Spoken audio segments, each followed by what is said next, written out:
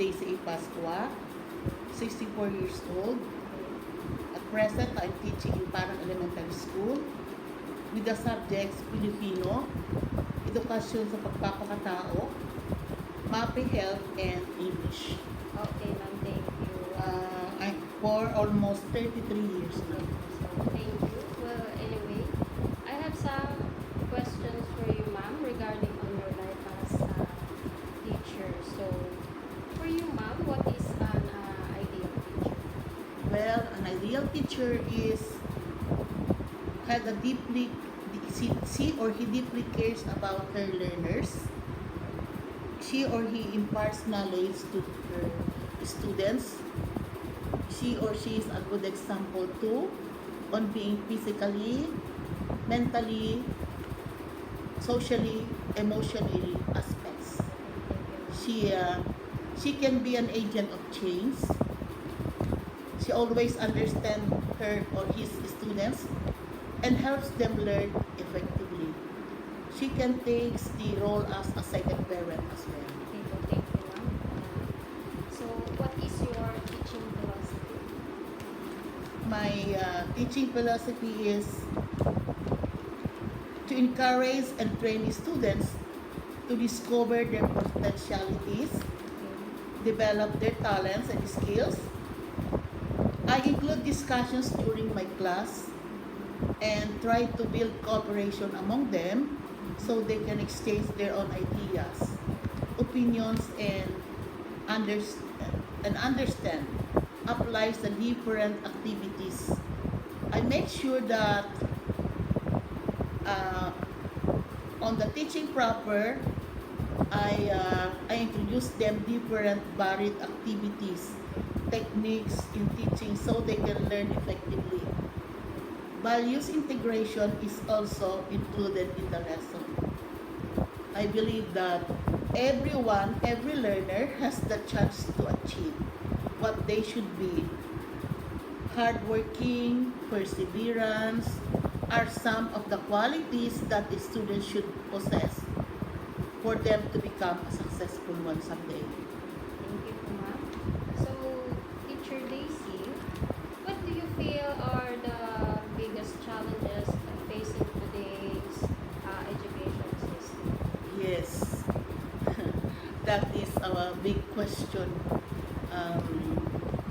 I think I have listed here some challenges that we are facing now, especially in the economic that educational system. So number one is educational technology. There is a sudden shift for virtual learning, which the learners can't afford the gadgets.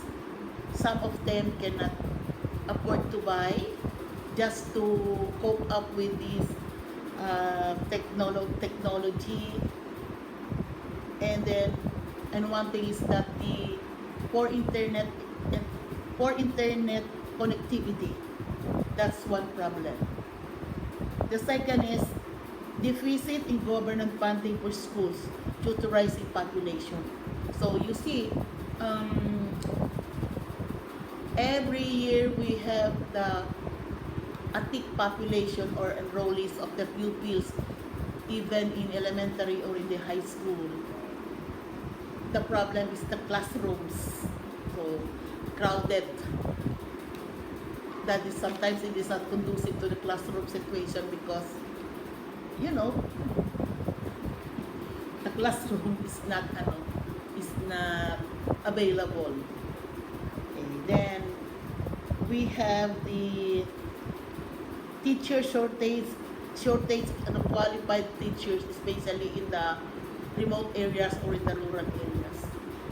Because of that shortage, because of the rising population, so we are on the shortage of teachers. And then this is the most, I think, discipline of the learners today. That's the problem which the teachers are facing now, especially when it comes to discipline. I think the learners today are not so aware of their values, their discipline. They are not behave properly. So that's the problem of the teachers. And so, ma'am, what are your suggestions in order to solve the problems? Okay. These problems? So if there is a problem, there are some solutions. So I have listed here, for example, wise budgeting and funding of the school needs. The government should provide the needs for the school children, the technology, the connectivity, the buildings, the resources that is needed by the teachers and then the pupils as well. Then this is true to all. Lessen the teachers' paperwork so they can have more quality time in teaching. You see, there is always an instant reports. You do this now, you do this now, while you're having your class. So, the time for teaching will be lessened now. So, lessen the paperwork on the table, the paperwork of the teachers. And then, there should be a continuous teacher education because different as time goes by, new techniques, different say techniques, styles in teaching, it should be enhanced to the teachers as well. And then we have the curriculum revision. O, diba? Before we don't have K to 12, but nowadays we have that. So that we can ensure equal access to education. And then educate the parents. That's it. So they will cooperate also for the learnings of their children, especially in the behaviors. They should help the teachers. They should teach their children at home also. Thank you. For the last question, ma'am, what message can you give to those who aspire to be a teacher in the future, like me? Okay. As we said, teaching is the noblest profession. It is not an easy task of being a teacher, but this is the noblest profession. Maybe we are not rich, but the success of our pupils or learners can be considered our success too. Okay. So I have listed some here, advices for the future teachers like you, is that find a mentor. Ask the veteran teachers. Or you observe her class so that you can get something that you can be used while you are teaching. You can adapt their styles or techniques in teaching your pupils. Then let there be, of course, it is very important. Look after yourself. Be physically, mentally, socially, spiritually healthy. So how can you transfer knowledge if you yourself you are not ready? So take care of yourself. Then we must have clear communication. Plan clear boundaries about the parent and children's expectation from you. So it's better to have a better communication between your parents and your pupils. What is being expected from them and what do they expect from you as a teacher. Communication is very important. Then you have to optimize classroom setting. The pupils should understand what are your classroom standards so they can follow to promote a peaceful and harmonious relationship within the classroom. That are some, but there are more. So as you go by, through the years, you will explore different things that is applicable to your teaching. That's it. So, thank you. pleasure to give some advices to that. From the interview with teacher Daisy Pasco of elementary school about challenges and suggestions for the education system, as well as the aspiring teachers. I have learned the importance of several key principles that I can apply in my life as a future teacher. So number one is equity and inclusion. So I have gained a deeper understanding of the importance of promoting equity and inclusion in education. I will strive to create a classroom environment that is welcoming, inclusive, and supportive of all students, regardless of their backgrounds, identities, and abilities. So number two is continuous learning and innovation. So I have recognized the value of lifelong learning and innovation teaching. I will commit to staying current with educational trends, technologies, and best practices to enhance my teaching effectiveness and provide engaging and relevant learning experiences for my students.